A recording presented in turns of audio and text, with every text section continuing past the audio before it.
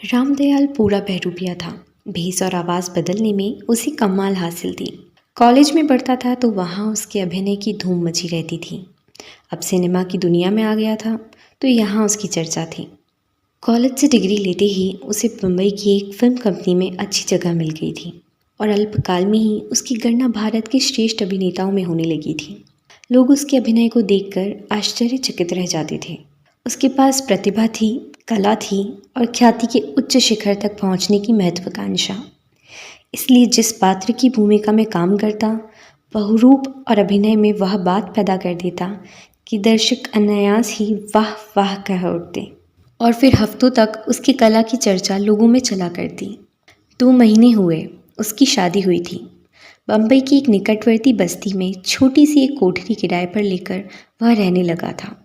कभी समय था जब वह निर्धन कहलाता था, परंतु अब तो वह धन संपत्ति में खेलता था। रुपये की उसे क्या परवाह थी। उसका विवाह भी उच्च घराने में हुआ था। पत्नी भी सुंदर और सुशिक्षित मिली थी। जिस प्रकार बादल सूखी धरती पर अमृत की वर्षा कर उसे तृप्त कर देता है, उसी प्रकार निर्धनता से सूखे हुए रामदयाल के हृदय को विधाता ने वैभव की वर्षा से सींच दिया था। संध्या का समय था। साए बढ़ते बढ़ते किसी भयानक देव की भांति संसार पर छा गए थे। रामदयाल लाइब्रेरी में बैठा था। अभी तक कमरे में बिजली न जली थी और वह किवाड़ के समीप कुर्सी पर रखे एक लेख को पढ़ने में निमग्न था। चपरासी ने बिजली का बटन दबाया। क्षण भर में रोशनी से कमरा जगमगा उठा। रामदयाल ने रुमाल से ऐनक को साफ किया और फिर लेख पर अपनी दृष्टि जमा दी। वह नवयुग का महिला अंक देख रहा था। अंक देखना तो उसने यूं ही शुरू कर दिया था, परंतु एक लेख कुछ ऐसा रोचक था कि एक बार जो पढ़ना आरंभ किया तो समाप्त किए बिना जी ना माना। लेख में किसी अभिनेता के अभिनय की विवेचना ना थी। छद्मावेश कला पर कोई नई बात ना लिखी थी। एक सीधा साधा लेख था जिसमें नारी स्वभाव पर एक नूतन दृष्टिकोण से प्रकाश डाला गया था। एक सर्वथा नई बात थी। लिखा था, स्त्री प्रेम की देवी है। वह अपने प्रिय पति के लिए अपना सर्वस्व निछावर कर सकती है। वह उसकी पूजा कर सकती है, पर यदि उसका पति उसके प्रेम की अवहेलना करे, उसकी मोहब्बत को ठुकरा दे, तो अवसर मिलने पर वह अपने प्रेम की तृषा बुझाने के लिए किसी दूसरी चीज़ को ढूंढ लेती है, चाहे वह चल हो या अचल, सजीव हो या निर्जीव। यही प्रकृति का नियम है। रामदयाल उठा और गंभीर मुद्रा धारण किए हुए पुस्तकालय के बाहर निकल आया। सड़क रोशनी से नववधू की भांति सज रही थी। रामदयाल अपने हृदय की गति के समान धीरे धीरे चला जा रहा था। उसे देखकर कौन कह सकता था कि ये वही प्रसिद्ध अभिनेता है जो अपनी कला से भारत भर को चकित कर देता है। उर्मिला, उसकी पत्नी, अनुपम सुंदरी थी। कल्पना से बनी हुई सुंदर प्रतिमा सी। मीठे मादक स्वर में विधि ने उसे जादू दे डाला था। संगीत कला में उसने विशेष क्षमता प्राप्त कर ली थी और यह गुण सोने की सुगंध का काम कर रहा था। जब भी कभी वह अपनी कोमल उंगलियों को सितार के पर्दों पर रखती और कान उमेटकर तारों को छेड़ती तो सोए हुए उद्गार जाग उठते और कानों के रास्ते मिठास और मस्ती का एक समुद्र श्रोता की नस नस में व्याप्त होकर रह जाता। रामदयाल उस पर जी जान से मुग्ध था और वह भी उसे हृदय की समस्त शक्तियों से प्यार करती थी। दोनों को एक दूसरे पर गर्व था, किंतु यह सब कुछ स्थायी न हो सका। असार संसार में कोई वस्तु स्थायी हो भी कैसे सकती है। मनोमालिन्य की आंधी ने मोहब्बत के इस छोटे से पौधे को क्षण भर में बर्बाद कर दिया। उर्मिला नीचे ड्राइंग रूम में बैठी थी। वह रामदयाल की प्रतीक्षा कर रही थी। सामने के भवन में आज कोई युवक घूम रहा था। वह कुतूहलवश उसे भी देख रही थी।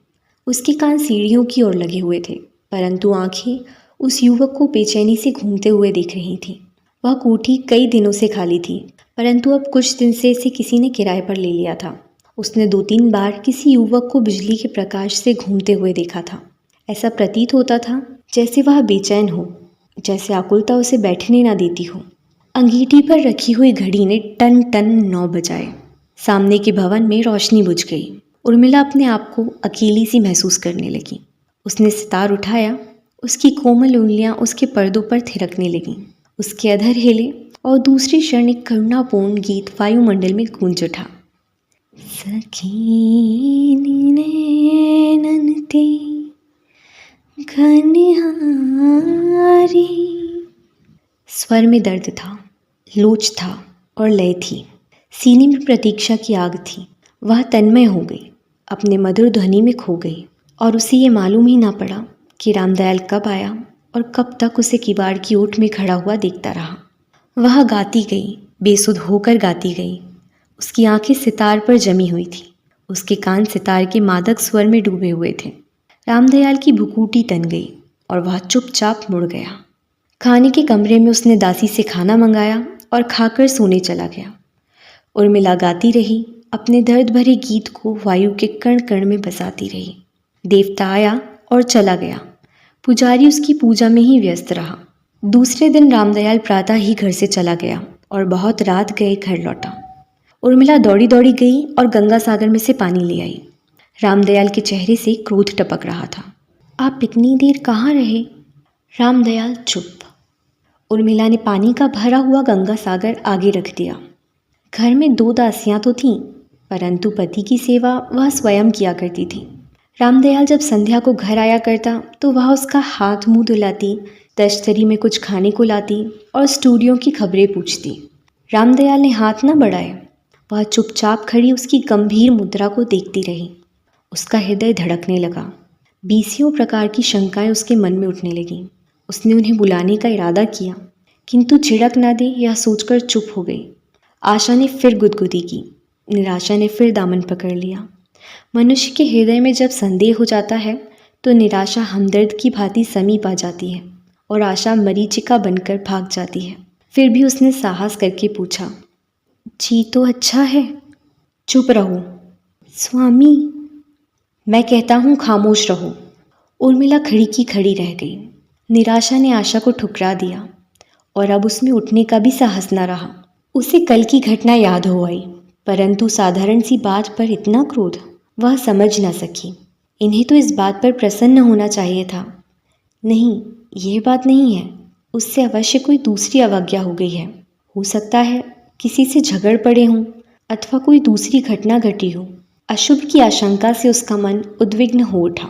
उसके चरणों पर झुकते हुए उसने कहा, दासी से कोई अपराध हो गया हो तो क्षमा कर दें। रामदयाल ने पांव खींच लिए। उर्मिला मुंह के बल गिरी। वह सोने चला गया। उर्मिला बहुत देर तक उसी तरह बैठी रही और फिर लेटकर धरती में मुंह छिपाकर आंसू बहाने लगी। उसे विश्वास न होता था कि उसके पति ने इतनी सी बात पर उसे अपनी नज़रों से गिरा दिया है। रामदयाल के प्रति उसके मन में कई प्रकार के विचार उठने लगे। उसने उन्हें आज तक शिकायत का मौका न दिया था। उसने उनकी साधारण सी बात को भी सिर आंखों पर लिया था। फिर यह निरादर क्यों? उसे शंका होने लगी, कोई अभिनेत्री उनके जीवन वृक्ष को विष से सींच रही है। किंतु दूसरे क्षण अपने इन विचारों पर उसे घृणा हो आई। ग्लानि से उसका सिर झुक गया। रामदयाल चाहे किसी के मुंह में फंस जाए, परंतु उर्मिला के लिए ऐसा सोचना भी पाप है। तो फिर वह अपने पति से इस अनादर का कारण ही क्यों ना पूछ ले? क्या उसे इस बात का अधिकार नहीं? वह सहधर्मिणी नहीं क्या? अर्धांगिनी नहीं क्या? यह सोचकर वह उठी। उसके शरीर में स्फूर्ति का संचार हो आया। वह जाएगी, अपने पति से इस क्रोध का कारण पूछ कर रहेगी और उस समय तक ना छोड़ेगी जब तक वह उसे सब कुछ ना बता देते, या अपनी भुजाओं में भींचकर यह ना कह देते, मैं तो हंसी कर रहा था। उसके मुख पर दृढ़ संकल्प के चिन्ह प्रस्फुटित हो आए। वह उठी और धीरे धीरे रामदयाल के कमरे में दाखिल हुई। वह लेटा हुआ था। उसके चेहरे पर एक गंभीर मुस्कुराहट खिल रही थी, अव्यक्त वेदना की अथवा गुप्त उल्लास की, कौन जाने।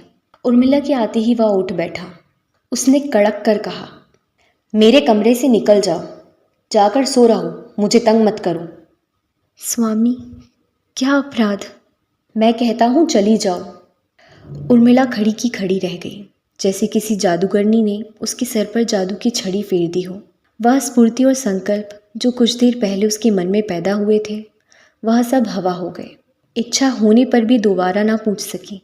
उदासी का कारण पूछना, उस अकारण क्रोध का गिला करना, अपने कसूर की माफ़ी मांगना, सब कुछ भूल गई। कल्पनाओं के भव्य प्रसाद पल भर में धराशायी हो गए। वह चुपचाप वापस चली आई और सारी रात गीले बिस्तर पर सोए हुए मनुष्य की भांति करवटें बदलती रही। नींद न जाने कहाँ उड़ गई थी। दोस्तों, इस स्टोरी का अगला पार्ट सुनने के लिए हमारे चैनल को सब्सक्राइब कर बेल आइकन दबाना ना भूलें। मिलते हैं अगले वीडियो में इस कहानी के पार्ट 2 के साथ। तब तक के लिए गुड बाय।